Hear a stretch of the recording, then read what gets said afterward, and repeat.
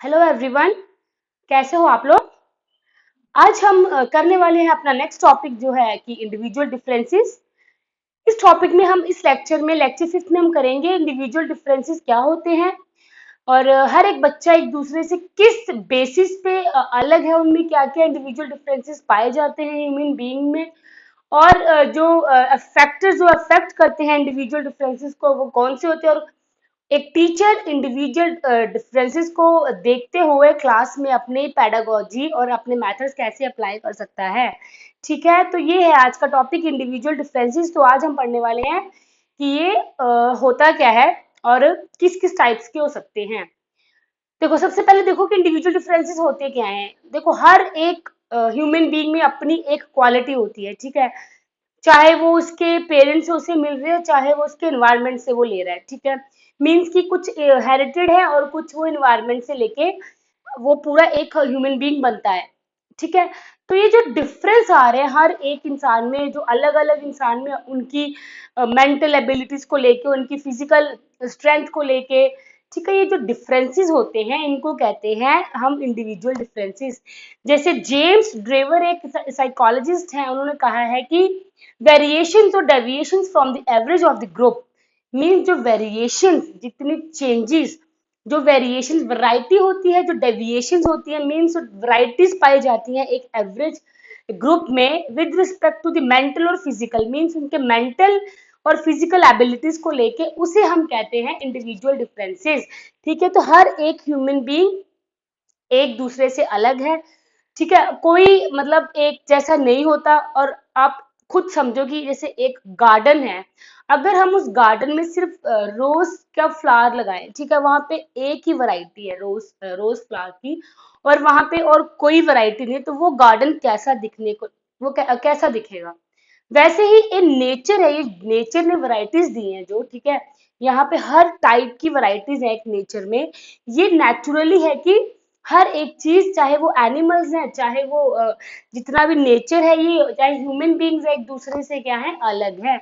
वही अगर एक गार्डन में हम डिफरेंट फ्लावर्स लगा दें, ठीक है, तो वो गार्डन कितना अच्छा लगेगा। ठीक है, तो ये मीन्स कि ये वैरायटीज की वजह से ही यहाँ पे वेरिएशंस की वजह से ही हर एक इंडिविजुअल की जो वेरिएशन है उसमें जो अपनी अपनी क्वालिटीज हैं, इस वजह से इस चीज को समझना जरूरी है ये क्यों होती हैं।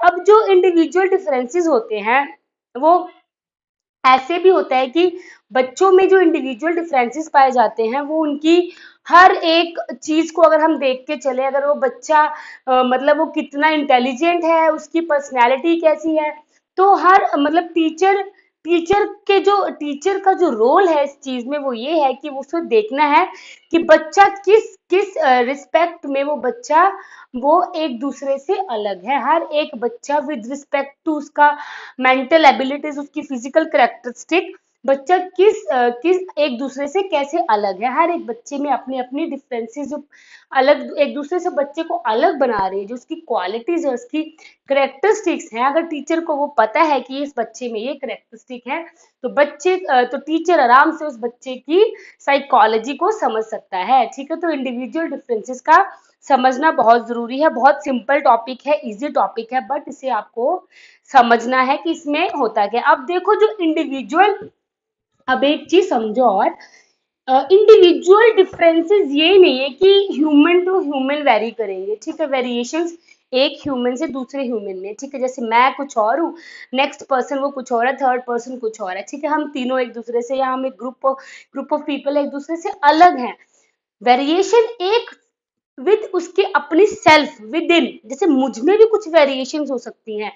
क्या पता मेरी मैथ्स में मेरी एक चीज, जैसे कोई एक पर्टिकुलर सब्जेक्ट में मैं ठीक हूँ, फॉर एग्जांपल मेरी मैथ्स ठीक है, या मेरा लैंग्वेज ठीक है और मेरा मैथ्स ठीक नहीं है, या फिर कह लो मैं मेरी मोटर एबिलिटीज ठीक है, मेरी जो मेंटल एबिलिटीज है वो ठीक नहीं है। तो ये जो अपने आप में जो बंदे के अंदर, एक इंसान के अंदर उसकी जो क्वालिटीज डिफर करती हैं, उसे कहते हैं हम इंट्रापर्सनल डिफरेंसेस।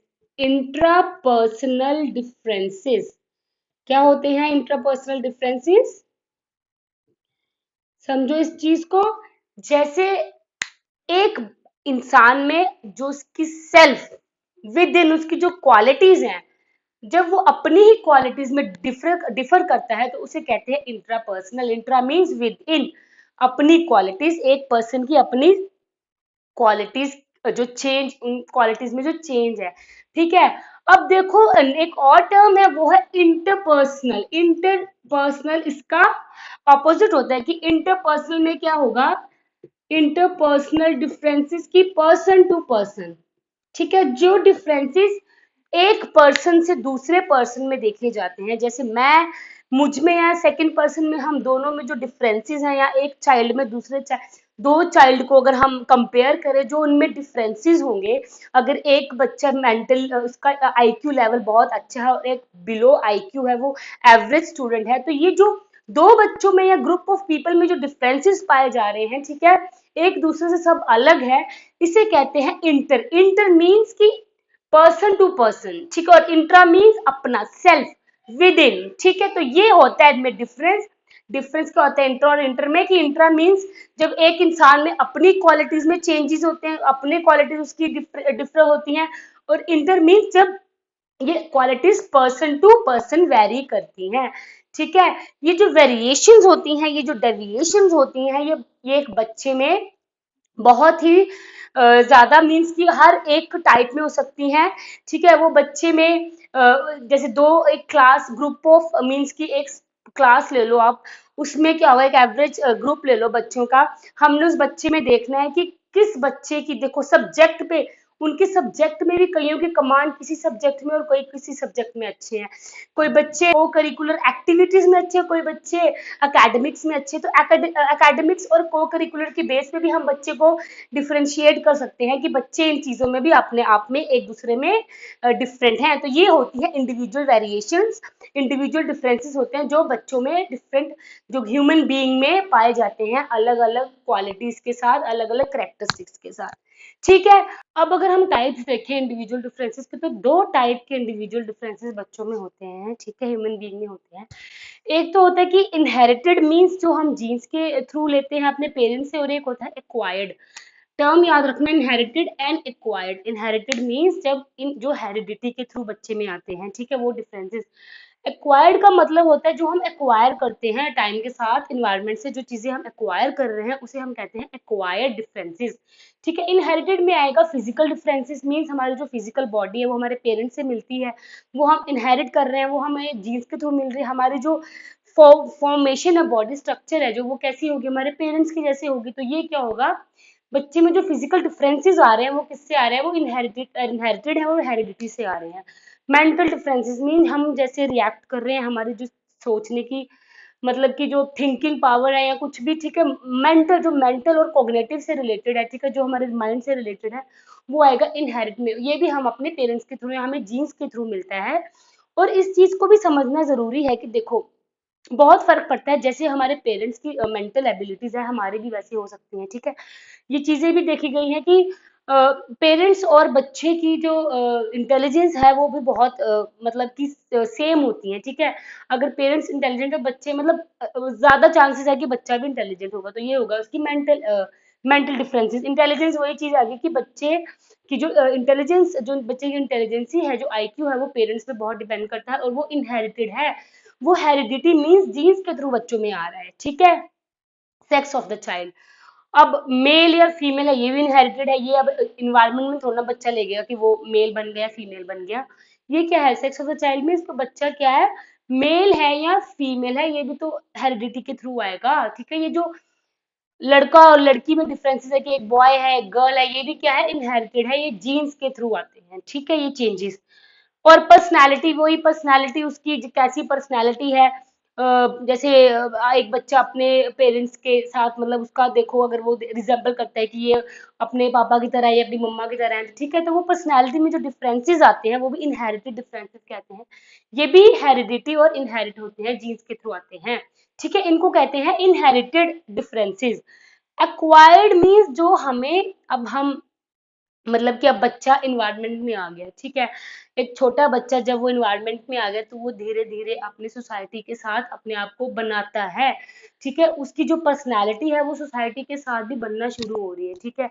जिस टाइप की सोसाइटी में रहेगा, जिस टाइप का उसका एनवायरनमेंट रहेगा, वो बच्चा वैसा ही बनेगा, ठीक है। उसका माहौल कैसा है, वो किस एरिया में रह रहा है, ठीक है। तो जो सोसाइटी है, सोशल है, उसके फ्रेंड्स, उसकी फैमिली, उसके रिलेटिव्स, उसके आसपास के जितने भी मतलब जितनी भी उसकी सराउंडिंग है, एनवायरनमेंट है, वो आएगा। एक्वायर्ड में एक्वायर्ड वो चीजें होती हैं जो हम टाइम के साथ गेन करते हैं, एक्वायर करते हैं, वो डिफरेंसेस। तो सोशल डिफरेंसेस में आए बस। नेक्स्ट आएगा कल्चरल डिफरेंसेस। कल्चरल मीन्स कि वो कल्चर कौन सा उसका, ठीक है। उनके ट्रेडिशंस क्या हैं, ठीक है। बच्चा किस कल्चर से किस ट्रेडिशन को मानता है, ठीक है। इसमें कास्ट, रेस, ये सब, उसकी कास्ट कौन सी है, वो रेस, कास्ट, ये सब चीजें, उसका रिलीजन, ये सब किस में आएगा, कल्चर में आएगा, ठीक है। वो बच्चा किस कल्चरल बैकग्राउंड से है, ये भी बहुत मतलब कि डिफरेंसेस लाते हैं। जैसे एक क्लास में हमेशा वेराइटीज देखी जाती है, हिंदू, मुस्लिम, सिख, ठीक है। हर टाइप के बच्चे एक क्लास में होते हैं, तो वो किसके बेस पे होते हैं, वो उनके कल्चरल डिफरेंसेस के बेस पे बच्चे होते हैं, ठीक है। तो ये होते हैं कल्चरल डिफरेंसेस। लर्निंग स्टाइल्स, बच्चे क्या होता है, एनवायरनमेंट से ही सीखते हैं लर्निंग स्टाइल्स, ठीक है। बच्चे देखते हैं, कई बच्चे ऐसे होते हैं जिनको मतलब कि टीचर अगर उन्हें बोर्ड पे लिख के समझा रहा है, उन्हें समझ नहीं आएगा, बट अगर वही टीचर उसे पावर पॉइंट या स्लाइड्स, पावर पॉइंट हो गया या स्लाइड्स, या मीन्स उसको विजुअली समझा रहा है, चीजों को 3D वे में समझा रहा है, उसको ग्राफिकली समझा रहा है, तो वो बच्चा बहुत अच्छे से सीख रहा है। उसको मीन्स लिखने में इतना इंटरेस्ट नहीं आ रहा, ठीक है। उसको देखने में, उसको मीन्स वो वर्ड फॉर्मेशन नहीं अच्छी समझ आ रही कि ये क्या टीचर लिख रहा है, वो उस चीज उसके दिमाग में नहीं पड़ रही, पर वही चीज उसको अच्छे से मतलब प्रैक्टिकली समझा रहा है, डेमोन्स्ट्रेट कर रहा है उसको, मतलब स्लाइड्स में समझा रहा है, टीवी के थ्रू उसको समझा के दे रहा है। तो वो चीजें बच्चा मतलब कि जैसे साइंस में होता है कि अगर बच्चे को बता दिया कि ये एक्सपेरिमेंट करना है आपने, और बच्चे को समझ नहीं है, बट वही एक्सपेरिमेंट वो मतलब या टीचर करके डेमोन्स्ट्रेट कर रहा है, तब वो सीखेगा, या फिर वो खुद लर्निंग बाय डूइंग, मीन्स अपने आप वो चीज कर रहा है, तो वो बच्चा बहुत अच्छे से सीखेगा, ठीक है। तो ये होता है लर्निंग स्टाइल। बच्चे की बहुत वैरायटीज होती है लर्निंग स्टाइल में। कुछ बच्चे देख के सीखते हैं, कुछ बच्चे करके सीखते हैं, कुछ बच्चे ऐसे बोर्ड के थ्रू सीखते हैं, कुछ बच्चे स्लाइड्स के थ्रू सीखते हैं, ठीक है। तो ये मतलब कि डिफरेंट स्टाइल्स होते हैं बच्चों में लर्निंग के। इसके थ्रू भी हम बच्चों को डिफरेंशिएट कर सकते हैं कि ये बच्चा इस बच्चे से क्या है, डिफरेंट है, ठीक है। लैंग्वेजेस, बच्चों के डिफरेंट डिफरेंट लैंग्वेजेस जो पाई जाती है क्लास में। कोई बच्चा किस लैंग्वेज बैकग्राउंड से, कईयों का लैंग्वेज अलग है।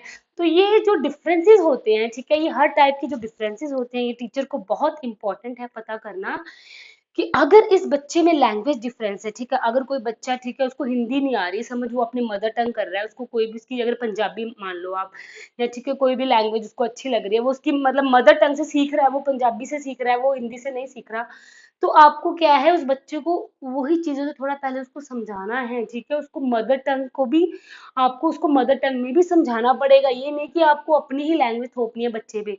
उसको वो जिस चीज़ से बच्चा समझ रहा है उस चीज़ को, ठीक है, अगर वो किसी चीज़ से समझ रहा है, छोटा बच्चा है, उसको नहीं समझ आ रहा, तो उसको पहले उसकी लैंग्वेज से समझाओ, फिर अगर वो नहीं सीखेगा तो फिर आप मीन्स अगर वो अगर सीख गया, फिर आप उसके ऊपर कोई और लैंग्वेज उसको आप सिखा सकते हो। तो ये बहुत मैटर करता है कि टीचर को एक तो हर एक लैंग्वेज का पता होना चाहिए, नॉलेज होनी चाहिए कि कौन कौन सी लैंग्वेजेस होती हैं, और किस किस लैंग्वेज का बैकग्राउंड, मतलब कौन सा बच्चे वो किस लैंग्वेज और किस बैकग्राउंड से बच्चे आ रहे हैं, और इस चीज को समझते हुए ही बच्चे को टीचर को अपनी मेथड्स लगाने हैं क्लासरूम में।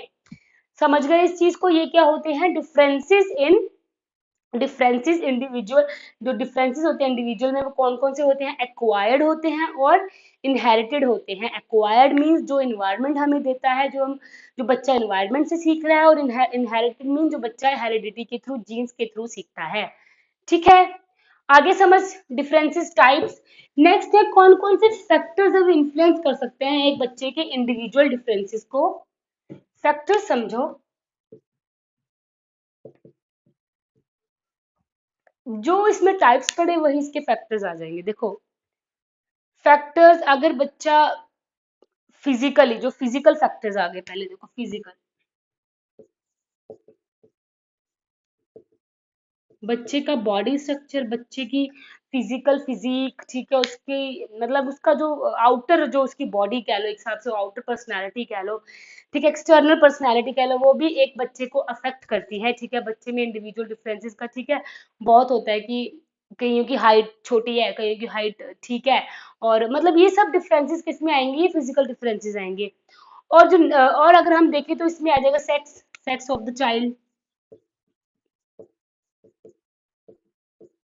अब इन चीजों को हम एजुकेशन इम्प्लीकेशंस के साथ लेते हुए चलते हैं, ठीक है। सेक्स ऑफ द चाइल्ड, अब समझो इस चीज को, मीन्स बच्चा अगर वो गर्ल है या बॉय है, ठीक है। अब ये नहीं है टीचर को देखना है कि ये जो एक्टिविटीज हैं ये सिर्फ गर्ल्स कर सकती हैं और ये एक्टिविटीज सिर्फ बॉयज कर सकते हैं, ठीक है। ऐसा कुछ नहीं है कि ये एक्टिविटी स्कूल में क्या है, को एजुकेशन क्या है, बच्चों को हमें सेम लेवल पे देखना है। उनकी मेंटल एबिलिटीज में हम डिफरेंशिएट कर सकते हैं उनको, बट उनको गर्ल बॉय में हमें डिफरेंशिएट डिस्क्रिमिनेट नहीं करना कि ये एक्टिविटीज गर्ल्स के लिए है और ये एक्टिविटी बॉयज के लिए है। मैथ सब्जेक्ट बॉयज के लिए है, गर्ल्स के लिए कोई और सब्जेक्ट है, या आर्ट्स है, या कुछ भी, कुछ मतलब ऐसा सब्जेक्ट सॉफ्ट सब्जेक्ट होंगे वो गर्ल्स के लिए, ठीक है। ऐसा कुछ नहीं कि डिफिकल्ट बॉयज कर लेंगे, ठीक है। इस चीज पे हमें बच्चों को डिफरेंशिएट नहीं करना।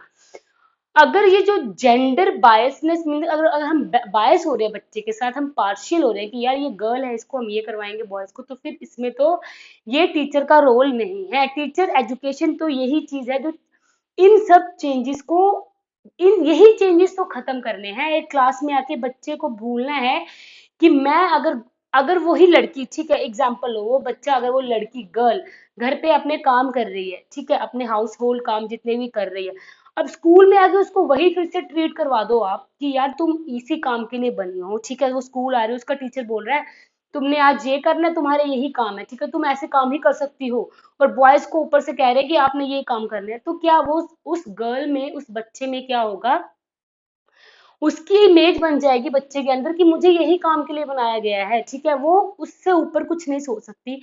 तो क्लासरूम का एजुकेशन का मतलब ही यही है कि हर एक बच्चे को इक्वल एजुकेशन देनी है। ये नहीं देखना है कि उसका जेंडर क्या है, ठीक है, कोई पार्शियलिटी नहीं करनी जेंडर को लेके, कोई बायसनेस नहीं करनी, कि हमें अनबायस्ड एजुकेशन चाहिए बच्चों के लिए। तो सेक्स को लेके कोई बायस मतलब पार्शियलिटी नहीं होनी चाहिए कि तुम्हारे लिए। और जैसे एग्जाम्पल, जैसे मतलब कि अगर हम जैसे एग्जाम्पल है, जैसे चेयरमैन कहते हैं ना, चेयरमैन कहते हैं ना, चेयरमैन है, किसी कंपनी का चेयरमैन है, तो ये जो देखो चेयरमैन, मैन मीन्स यही से तो हम डिफरेंस ला रहे हैं कि ये एक मैन है, ये मेल है। अगर हम इसकी जगह लिख दो चेयरपर्सन, चेयरपर्सन, ठीक है, मे बी गर्ल और बॉय, कोई भी मेल भी फीमेल दोनों में से कोई भी हो सकता है, तो ये अब चेयरपर्सन इसे यूज करते हैं। तो ये चीज होती है कि मतलब हमें नहीं, एजुकेशन को नहीं, एजुकेशन में ये पार्शियलिटी नहीं होनी चाहिए कि मैन और विमेन को अलग करो, तो मेल को फीमेल को अलग करो, ठीक है। सब एजुकेशन में सेम है। हर एक पोस्ट के लिए, हर एक पोस्ट मतलब जो भी कोई पोस्ट है उसके लिए मेल और फीमेल इक्वल एलिजिबल होते हैं, ठीक है। ऐसा नहीं है कि इस पोस्ट के लिए मेल को बनाया है, इस पोस्ट के लिए फीमेल को बनाया है। उन्हीं की हर एक के अंदर कोई ना कोई स्ट्रेंथ होती है, चाहे मेल, हर एक ह्यूमन बीइंग में स्ट्रेंथ है, वो अपनी स्ट्रेंथ के अकॉर्डिंग उस काम को कर सकता है, ठीक है। अब ये नहीं है कि एक पायलट मेल ही होगा, वो फीमेल भी हो सकती है, तो कुछ भी, हमें जो एजुकेशन है, जो टीचर है, इसको इस चीज को ध्यान रखना है कि जेंडर इक्वालिटी, ठीक है, जेंडर जेंडर में पार्शियलिटी नहीं करनी कि ये टास्क लड़की के लिए और ये टास्क बॉय के लिए है, ठीक है। तो ये एजुकेशन का रोल है कि टीचर को बायस नहीं होना। सेक्स ऑफ द चाइल्ड का मतलब ये है एजुकेशन में, अगर हम इंडिविजुअल डिफरेंसेस को देखें। नेक्स्ट जो होता है उनका जो कल्चरल फैक्टर्स। अब देखो कल्चर कितना, वेरिएशंस देखो कितनी कल्चर में वेरिएशंस हैं, ठीक है। ट्रेडिशंस बहुत अलग अलग आते हैं। एक क्लासरूम में देखो आप कितने अलग अलग टाइप के ट्रेडिशंस होते हैं। बच्चा एक मतलब अगर उनके कास्ट को लेके देख ले या उनके रिलीजन, कोई हिंदू है कोई मुस्लिम है, तो ये नहीं है कि उनको, हमें मतलब टीचर को ना उनको रियलाइज करवाते रहना कि आप इस कास्ट से हो, और हम ही खुद उनमें ये एक अंदर, उनके अंदर एक इंटरनली वो चीज डालते रहें कि आप अलग कास्ट से हो, आप अलग कास्ट से हो, सब इक्वल हैं। टीचर को तो ऐसा होना चाहिए कि मतलब अगर एक कल्चर है बच्चे का तो दूसरे बच्चे को उसके बारे में पता नहीं, उसको बताओ, ठीक है, हर एक कल्चर के बारे में बच्चे को बताओ, उस कल्चर की इम्पोर्टेंस बताओ, उस कल्चर के बारे में बच्चों को उसके पॉजिटिव पॉइंट्स बताओ कि इस कल्चर में ये देखो ये सब चीजें हो रही हैं, कितना ज्यादा इंटरेस्टिंग है ये कल्चर, ठीक है, या फिर ये कल्चर में ये है, कितना इंटरेस्टिंग है। तो ऐसी टीचिंग होनी चाहिए जो हर एक कल्चर को क्या करेगी, सपोर्ट करती है। और हर एक कल्चर को क्या करना है हमें, ये नहीं है कि कल्चर के बेस में इंडिविजुअल डिफरेंसेस पैदा करने हैं बच्चे के अंदर कि तुम इस कल्चर से हो और तुम इस कल्चर से, तुम्हें डिवाइड कर रहे हैं। डिवाइड एंड रूल वाला तो कोई एजुकेशन में तो ऐसा कोई फंडा ही नहीं है, एजुकेशन सबके लिए सेम है, गर्ल के लिए, बॉय के लिए, हर एक कल्चर के लिए, हर एक सोसाइटी में जितने भी मेंबर्स है, गरीब है चाहे वो अमीर है, ठीक है, पुअर चाइल्ड है, मतलब हर एक बच्चे के लिए एजुकेशन सेम होनी चाहिए। तो टीचर का जो इंडिविजुअल डिफरेंसेस में ये रोल है कि आपने देखना है कि फेवर में रखना है आपने हर चीज को, बच्चे के फेवर में देख के रखना है, ठीक है, उनकी कल्चरल, उनकी जेंडर, सोशल, इकोनॉमिकल बैकग्राउंड को भूलकर आपने उस बच्चे को मतलब उस बच्चे से डील करना है, अपने मेथड उस पे लगाने हैं, ठीक है। नेक्स्ट देखते हैं मेंटल और इंटेलिजेंस। अब देखो, बच्चा, बहुत टाइप के बच्चे होते हैं, बिलो एवरेज बच्चे हैं, अब एवरेज बच्चे हैं, इंटेलिजेंट हैं, ठीक है, कुछ मतलब कि जिनका लो आईक्यू है, मतलब बहुत वैरायटीज मिलती हैं बच्चों की। अब ये नहीं है कि इंटेलिजेंट वालों पे आप फोकस करो और जो बेचारे जिनका लो आईक्यू है उनको आप देखो ही ना, ठीक है, ऐसा नहीं है। हर एक बच्चे में कुछ ना कुछ स्ट्रेंथ है, अच्छे से मतलब उनकी कोई ना कोई एक क्वालिटी होती है। अब सब बच्चे अगर मैथ्स में अच्छे नहीं है तो इसका मतलब ये नहीं है कि वो बच्चे किसी चीज में भी अच्छे नहीं है, क्या पता उनका लैंग्वेज अच्छी हो, क्या पता वो बच्चा किसी और सब्जेक्ट में अच्छा हो। तो ये टीचर का काम है कि बच्चे को गाइड करो कि उस बच्चे के अंदर क्वालिटीज क्या है। ये जो स्ट्रीम्स जब बच्चे देखते हैं, आप एग्जाम्पल देखो, कितना अच्छा एग्जाम्पल है, टेंथ के बाद क्या होता है, स्ट्रीम्स जो डिवीजन होती हैं, medical, non medical, commerce, arts, ठीक है, क्या करते हैं बच्चे, नहीं समझ आता, ठीक है, वो मेरा फ्रेंड ले रहा है मैं भी चला जाता हूँ उसके पीछे, या वो मेरा फ्रेंड इस चीज में आ रहा है मैं भी चला जाता हूँ, एक दूसरे के पीछे पीछे चले हुए हैं। बट अगर यही काम टीचर करे तो बच्चे को कितना ईजी होगा। ये जो आपस में टीचर का और बच्चे का ये जो मतलब एक कनेक्शन बनाना है, इसी चीज में तो हेल्प करेगा बच्चे को। देखो यार, अगर वही हम टीचर को हम ये बताएं कि टीचर ने क्या करना है, टीचर को ये समझना चाहिए कि एक एक मतलब देखो, उस बच्चे का जो स्कोर हो रहा है, उस बच्चे की जो असेसमेंट कर रहे हैं हम, उसमें ही आपको पता चल जाएगा ये बच्चा किस चीज में अच्छा है। तो उसको गाइड करो कि तुम आफ्टर टेंथ आप ये चीज करो, ठीक है, आपके लिए ये चीज अच्छी है। अगर आपका दोस्त अगर आपके मतलब नॉन मेडिकल आपका मैथ्स, आपके पेरेंट्स या आपके जो पीयर इन्फ्लुएंस से आप मैथ्स की तरफ जा रहे हो और आप मैथ्स में कल को क्या पता आपका फ्यूचर नहीं अच्छा होगा, तो आप किसी और सब्जेक्ट को देख रहे हो जो सब्जेक्ट आपके लिए अच्छा बना हुआ है, जो आपके जिस सब्जेक्ट में आपकी कमांड है। तो यही टीचर का काम है कि बच्चे की मेंटल एबिलिटी, उसकी इंटेलिजेंस को देखते हुए कि वो बच्चा किस चीज में अच्छा है। ऐसा भी नहीं है कि बच्चा, देखो बच्चे ने तो, हमें एक वैरायटी मिलती है इस क्लासरूम में, ठीक है, क्या मिलती है, वैरायटीज मिलती हैं क्लासरूम में। कुछ बच्चे पढ़ाई में अच्छे हैं तो कुछ बच्चे पेंटिंग में अच्छे हैं, सिंगिंग में अच्छे हैं, बहुत ज्यादा वैरायटीज बच्चों की मिलेगी। सब बच्चे पढ़ाई में नहीं अच्छे होंगे, कुछ पेंटिंग में भी हो सकते हैं, कुछ डांसिंग में भी हो सकते हैं, ठीक है, तो वैरायटीज हैं बच्चों की। बस हमें टीचर को उस चीज को गाइड करना है बच्चे को कि अगर आपसे ये पढ़ाई मतलब अगर आप आपका इंटेलिजेंस लेवल पढ़ाई के लिए नहीं है, तो अगर आपका इंटरेस्ट इस चीज में तो इस चीज में जाओ, ठीक है। उस चीज को हमें देखना है, समझना है टीचर को। और ये कब टीचर समझेगा, जब उसको बच्चे का इंडिविजुअल डिफरेंस पता होगे, जब उसको 50 की या 60 की क्लास में पता होगा कि ये बच्चे मतलब ये बच्चे इस चीज में अच्छे हैं, ये बच्चे इस चीज में अच्छे हैं।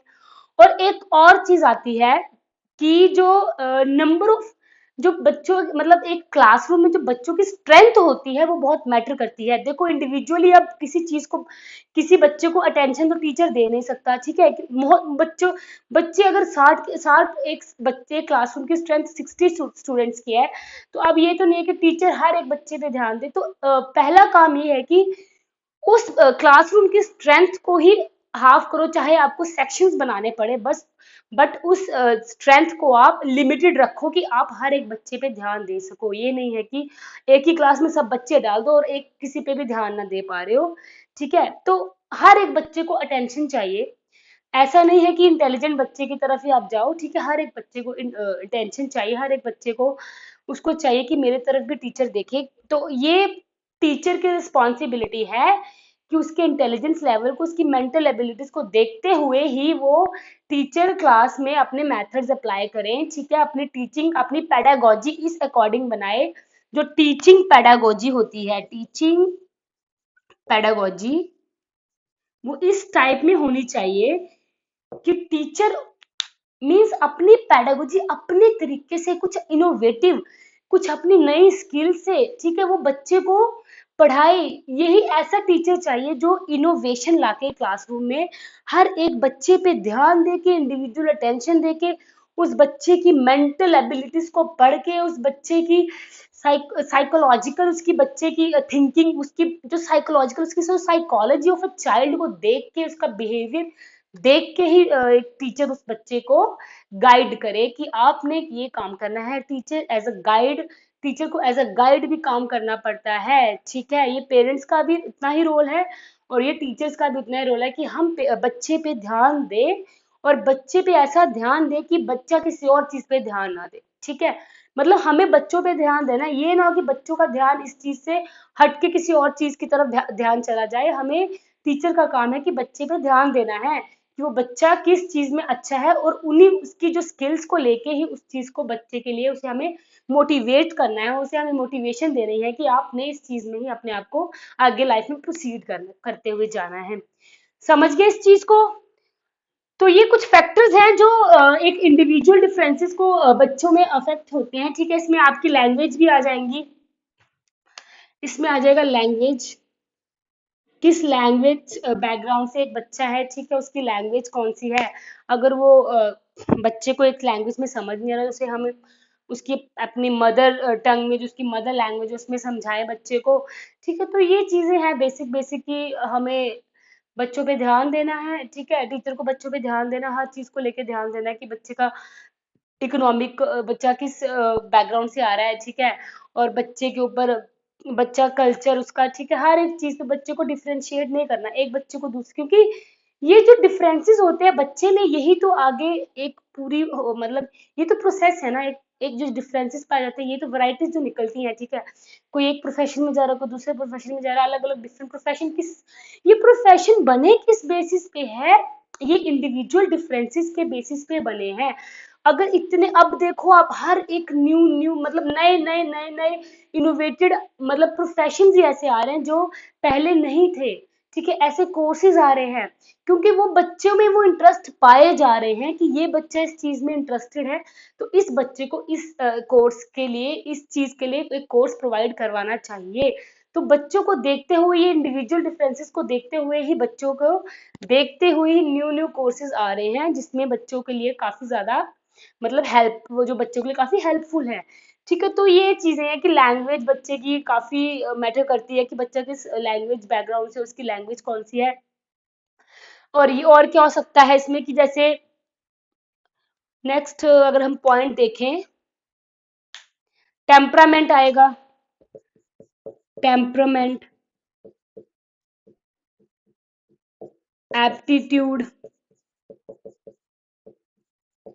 टेम्परामेंट मीन्स जैसे बच्चे, कुछ बच्चे मतलब बहुत सेंसिटिव होते हैं। इसमें हम अगर टेम्परामेंट, एक इमोशनल भी आ जाएगा, इमोशनल, इमोशनल फैक्टर्स, इनको साथ में समझते हुए चलते हैं।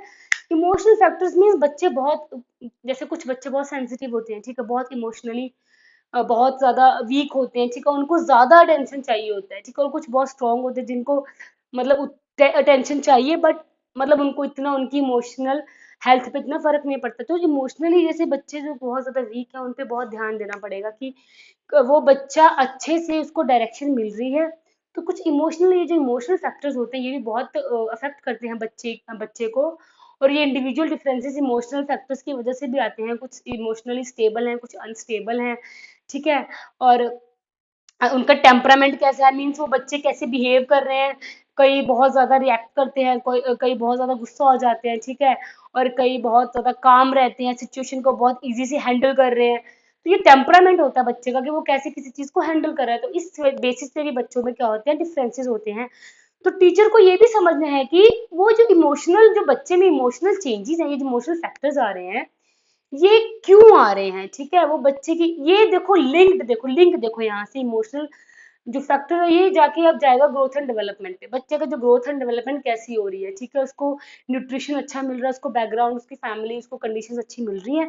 अगर सब कुछ अच्छा मिल रहा है तो वो बच्चा इमोशनली भी स्ट्रांग होगा, ठीक है, उसको सपोर्ट मिल रहा है, उसको वो उसके बचपन में उसको अच्छे से इमोशनली उसको उसको नर्चरिंग अच्छी मिली है, उसको इन्वायरमेंट अच्छा मिला, तो बच्चा इमोशनली भी स्ट्रांग होगा। तो यही चीजें समझने वाली हैं एक टीचर के लिए, बच्चे के ग्रोथ एंड डेवलपमेंट को समझते हुए जाना, फिर उसकी इमोशनल हेल्थ को समझते हुए जाना, तभी बच्चे को हम एक क्लास में उसको डील कर पाएंगे, अगर हमें ये चीज़ों की नॉलेज रहेगी, ठीक है। तो इमोशनल फैक्टर्स आ जाएंगे, टेम्परामेंट आएगा, वो बच्चा कैसे रिएक्ट करता है, बहुत सेंसिटिव है या बहुत ज़्यादा मतलब कि वो हैंडल कर रहा है सिचुएशंस को, और बच्चे का एप्टीट्यूड मीन्स वो कैसे स्किल्स क्या है उसमें, बहुत जैसे मैंने बताया बहुत स्किल्स होती है बच्चे में, कोई बच्चे जिनका ब्रेन ब्रेन बहुत अच्छे से वर्क करता है, कोई बच्चे की जिनके हैंड मतलब कि कोई गिटारिस्ट गिटार जरा बजा रहे हैं, ठीक है, जो उनको सिंगिंग में, कई बच्चों को सिंगिंग में, तो ये डिफरेंट डिफरेंट स्किल्स होती है बच्चे में पाई जाती हैं। इससे भी बच्चे एक दूसरे से अलग होते हैं, इंडिविजुअल डिफरेंसेस इससे भी होते हैं, ठीक है। और अगर हम बात करें तो पर्सनैलिटी पर्सनैलिटी डिफरेंसेस होते हैं, पर्सनैलिटी आ गई बच्चों की, पर्सनैलिटी में जैसे आ जाएगा, ठीक है, ये स्टोरीज है, देखो ये तो स्टोरीज की तरह समझनी है चीजें। क्वेश्चंस भी ऐसे ही पूछेंगे आपको, अगर एग्जाम में पूछेंगे कि एक बच्चे का टेम्परामेंट ऐसा है, तो वो टीचर उस चीज को कैसे डील करेगा, ठीक है। तो आपको बस ये मतलब समझना है कि ये चीजें होती क्या है, और एक टीचर उस चीज से कैसे डील कर सकता है, ठीक है। तो ये आपको समझनी है चीजें कि ये चीजें होती क्या है। पर्सनैलिटी जैसे कुछ बहुत ज्यादा आउटस्पोकन होते हैं, ठीक है, कुछ बात इंट्रोवर्ट होते हैं, एक्सट्रोवर्ट होते हैं। इंट्रोवर्ट मीन्स मतलब अपने आप में रहते हैं, ज्यादा बाहर नहीं शो करते अपने आप को, ठीक है, उनको ज्यादा लोगों से बात करना पसंद नहीं है, उनको ज्यादा ग्रुप्स में रहना पसंद नहीं है, वो इंडिविजुअली पढ़ते हैं, अपने अकेला सेल्फ स्टडी करना पसंद करते हैं। और कुछ होते हैं एक्सट्रोवर्ट होते हैं जो बहुत आउटस्पोकन है, जिनको हर एक सोशल गैदरिंग्स में या सोसाइटी में उनको मिक्सअप होना बहुत अच्छा लगता है, मतलब अलग अलग डिफरेंट डिफरेंट लोगों से बातें करना बहुत अच्छा लगता है। तो ये पर्सनैलिटीज के बेस पे भी बच्चों में इंडिविजुअल डिफरेंसेस होते हैं। तो टीचर को देखना है कि इंट्रोवर्ट बच्चे एक्सट्रोवर्ट बच्चे हैं, ठीक है, जिस बच्चे को ज्यादा अटेंशन चाहिए उसको उस टाइम अटेंशन दो, और जिस बच्चे से जिसको मतलब उसकी एनर्जी को भी मतलब अगर एक्सट्रोवर्ट बच्चे हैं वो हर चीज को ज्यादा वो कर रहे हैं, इसका ये मतलब नहीं कि उसकी तरफ ध्यान नहीं देना, उसकी एनर्जी अच्छी तरह चैनलाइज हो रही है, ठीक है, उसकी एनर्जी अच्छे से यूटिलाइज हो रही है, ये भी चीज बच्चे टीचर को देखनी है कि वो बच्चे को भी हमें उस चीज से उसको चैनलाइज करना है। दोनों एक्सट्रोवर्ट हो या इंट्रोवर्ट हो, दोनों टाइप के बच्चों को क्या करना है, उनकी क्वालिटीज, उनके डिफरेंसेस के बेस पे उनको हमने डील करना है, ठीक है, समझ गए ये चीजें। तो ये हो गया उनकी पर्सनालिटी, टेम्परामेंट, और कुछ इमोशनल फिजिकल फैक्टर्स, ठीक है। और अगर कह लो sex of the child, male है फीमेल है, जेंडर इनइक्वालिटी नहीं करनी, हमें बायस नहीं होना, ठीक है, अनबायस्ड एजुकेशन होनी चाहिए, टीचर को हमेशा मतलब देखना है कि गर्ल और बॉय में कोई डिफरेंस नहीं रखना है, कल्चर के बेस में कोई डिफरेंस नहीं रखना कि ये डिफरेंट कल्चर से आ रहा है तो मुझे इसको नहीं पढ़ाना है, ये इस कल्चर से मुझे इसे पढ़ाना। अगर ये कास्टिज्म या कल्चर कास्टिज्म ये सब चीजों को छोड़ते हुए ही एजुकेशन को ग्रो करना है। एजुकेशन ऐसी चीज है जो हर एक बैरियर को तोड़ती है, ठीक है। हर एक बच्चा अगर एजुकेट होने आ रहा है, बच्चा स्कूल आ रहा है, तो वो अपना सोसाइटी, अपनी फैमिली को छोड़ के वो आ रहा है, वो हर चीज को छोड़ता हुआ अपनी क्लास में बैठेगा, वो उसको ऐसे ट्रीट करना है कि वो किसी चीज को याद ना रखे, उसकी कास्ट क्या है, उसकी लैंग्वेज क्या है, मीन्स उसे इक्वल एजुकेशन देनी है, सब बच्चों को इक्वल देखते हुए उनको सेम देखना है कि हर एक बच्चा इस टाइम सेम है मेरे लिए, उनको उनमें कोई डिफरेंस नहीं रखना है, और सबको इक्वल एजुकेशन देना एक टीचर की प्रायोरिटी होती है। समझ गए इस चीज को, ये कुछ एजुकेशन इम्प्लीकेशंस थी कि कैसे अप्लाई कर सकते हैं टीचर एजुकेशन में इंडिविजुअल डिफरेंसेस को, ठीक है।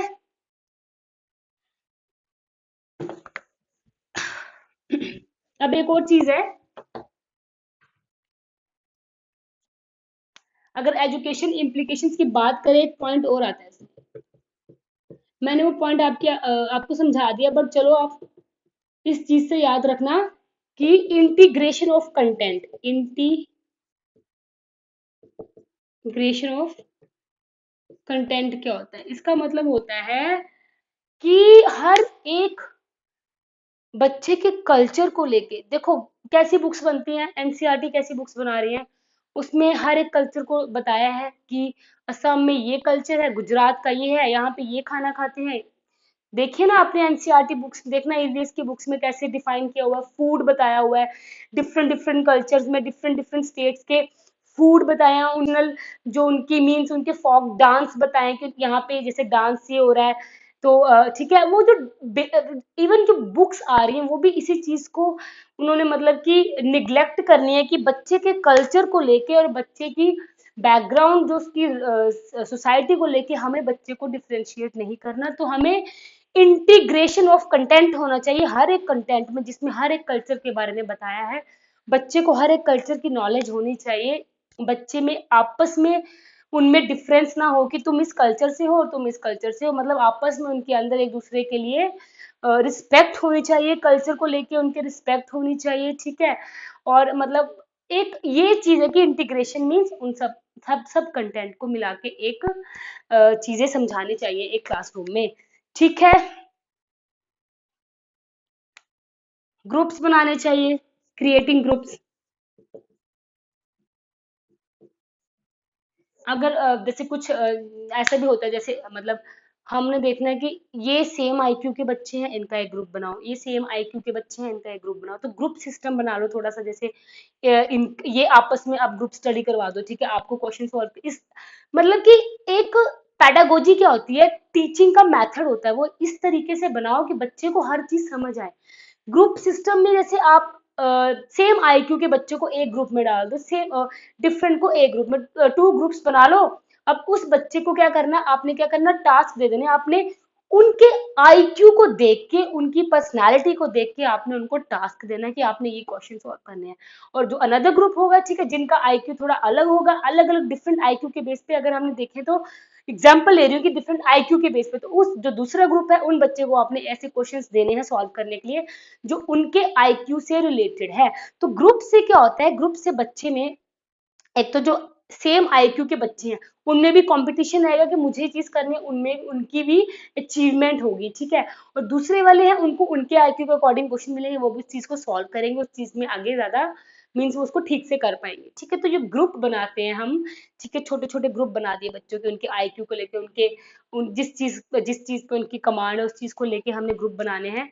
तो ये है टीचर का रोल इंडिविजुअल डिफरेंसेस में, ठीक है। तो आज के लेक्चर में हमने क्या देखा है कि इंडिविजुअल डिफरेंसेस क्या होते हैं, ठीक है। हर एक ह्यूमन बीइंग एक दूसरे ह्यूमन बीइंग से अलग है, हर with respect to each and everything, even उसका physical, mental, social, moral, linguistic, languages, हर चीज एक दूसरे से हमारी अलग है, ठीक है। चाहे वो हेरिडिटी के बेस पे है, जो हमें जीन्स मिले हैं उसके बेस पे, चाहे वो हम जो एक्वायर करते हैं इन्वायरमेंट से उसके बेस पे। तो मीन्स ये जो डिफरेंसेस हैं दो बच्चों में या फिर ग्रुप ग्रुप ऑफ पीपल में, या मतलब डिफरेंट जो डिफरेंसेस हैं, वेरिएशंस है, डेविएशंस है, इनको कहते हैं इंडिविजुअल डिफरेंसेस। और टीचर्स को इस चीज को समझना जरूरी है कि अगर एक क्लास को हम पढ़ा रहे हैं तो उसके इंडिविजुअल डिफरेंसेस को देख के पढ़ाना है कि बच्चा किस बैकग्राउंड से है, उस बच्चे में कौन कौन सी क्वालिटीज हैं, कौन कौन सी उसकी पर्सनैलिटीज है, उसका आईक्यू कैसा है, ठीक है। तो हर चीज को देखते हुए टीचर उस क्लास को अपने पेडागोजिकल मेथड से पढ़ाएगा, ठीक है। ये था इंडिविजुअल डिफरेंसेस के, मतलब आप समझ गए हो कि इंडिविजुअल डिफरेंसेस कैसे होते हैं और किस किस बेस पे एक बच्चा एक दूसरे से अलग है, ठीक है। वो समझ के, वो बेसिस था, जो टाइप्स था वो बेसिस में किस बेस पे बच्चा एक दूसरे से अलग होता है, ठीक है, हम एक दूसरे से किस बेस पे अलग हैं। अब हम करेंगे इसके क्वेश्चंस, जो भी प्रीवियस ईयर क्वेश्चंस हैं वो हम इस टॉपिक के करेंगे। और अगर आपको वो क्वेश्चंस हम इस रिलेटेड, मतलब वो मैंने जो ये जो टॉपिक प्रिपेयर किया है ये भी क्वेश्चन से रिलेटेड है, आपका हर एक डाउट साथ में जैसे मैंने कहा था कि क्लियर करेंगे, और आपको क्वेश्चन भी समझाएंगे कि ये क्वेश्चन अगर आ रहा है और कैसा क्वेश्चन और एग्जाम में पूछ सकते हैं, ठीक है। और एजुकेशन इम्प्लीकेशन हर एक टॉपिक की बहुत बहुत बहुत जरूरी है, क्योंकि वो पेडागोजिकल कंटेंट होता है, वही आपको एग्जाम में पूछा जाएगा कि टीचर अपने किस मेथड से इस चीज को हैंडल कर सकता है इंडिविजुअल डिफरेंसेस में या किसी और चीज में, हेरिडिटी एनवायरनमेंट में। तो ये एजुकेशन इम्प्लीकेशंस को समझना बहुत जरूरी है विद रिस्पेक्ट टू टीचर, क्योंकि आप लोग सब टीचर बनोगे तो आपको यही चीजें जानना जरूरी है कि टीचर एक क्लास को हैंडल कैसे कर सकता है। ठीक है, वो हर क्लास को हैंडल कैसे करेगा, एक अच्छे तरीके से वो कैसे अपनी क्लास को हैंडल करेगा। ठीक है, समझ गए फिर आज का टॉपिक। अगर आपको कोई भी डाउट है तो प्लीज आप मुझे क्वेश्चन करें, और अब नेक्स्ट जो रहेगा वो हम इसके क्वेश्चन डिस्कस करेंगे, उसके बाद हम नेक्स्ट टॉपिक देखेंगे। ऐसे करते करते हम पहले अपने इजी टॉपिक्स कवर करेंगे, देन हम थ्योरीज पार्ट पे आएंगे, और फिर हम अपना ये सीडीपी का सिलेबस सी टेट से पहले पहले कवर करेंगे। ठीक है, सो कोई भी डाउट है तो प्लीज आप मुझे बताएं। और ये था आज का topic. Okay, thank you so much.